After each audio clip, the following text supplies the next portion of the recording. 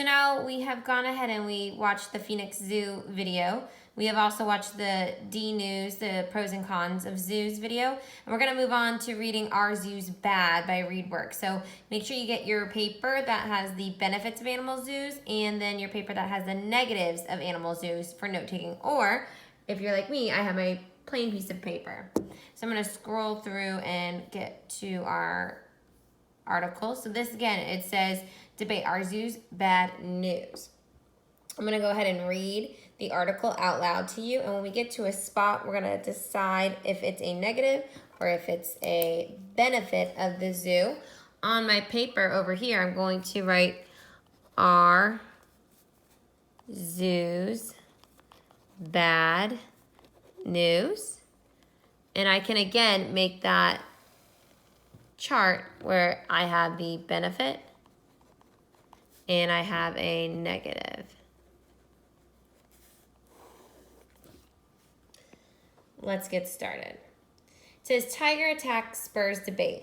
The phone call reached zoo director Manuel Molinado shortly after 5 p.m. as darkness was falling on San Francisco. One of his tigers was on the loose.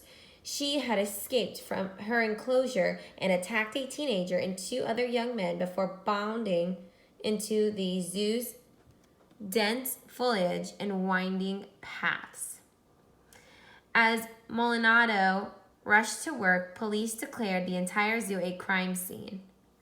After some searching, they found the resting tiger, a 4-year-old, 350-pound Siberian tiger named Tatiana. They shot and killed the animal, but the damage had already been done. One of the men the tiger attacked, 17-year-old Carlos Souza Jr., later died of his wounds. No one knows why Tatiana, a favorite among zoo visitors, attacked. Some witnesses say the men were taunting the tiger. Taunting means like messing with the tiger. Although the 2 survivors deny it, police are still investigating. Wow. So after reading this article about a tiger attacking, what do you think that would be a benefit of a zoo or a negative of the zoo? If you said negative, I agree with you. So we can say wild animal gets out of habitat and attacks.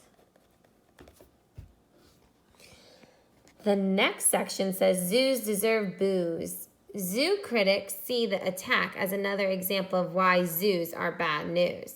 Critics say that zoos are like prisons and that zoos drive many animals crazy by confining them. Oh, is that a good thing about zoos or a negative about zoos? Again, it says that they're like prisons and that zoos drive many animals crazy.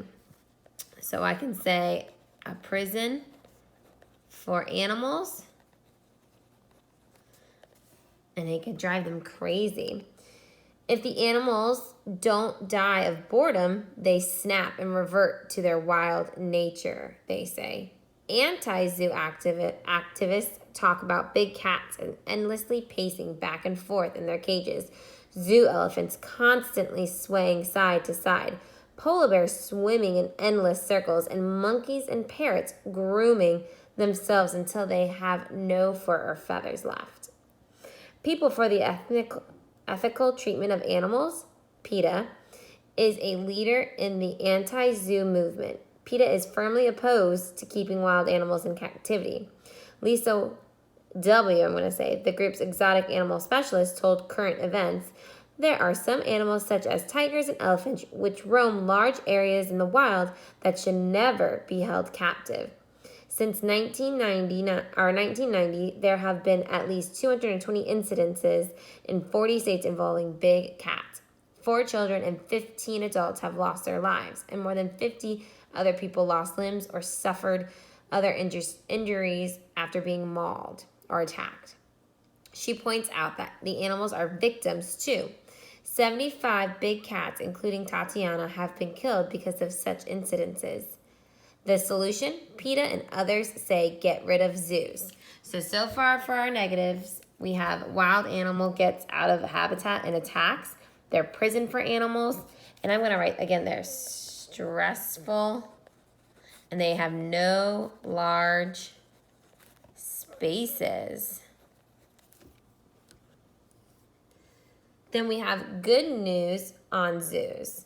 Getting rid of zoos would be a tragedy for all animals, says Steve Feldman, Senior Vice President of the Association of Zoos and Aquariums. He says zoos play a major role in educating people about animals and promoting wildlife conservation.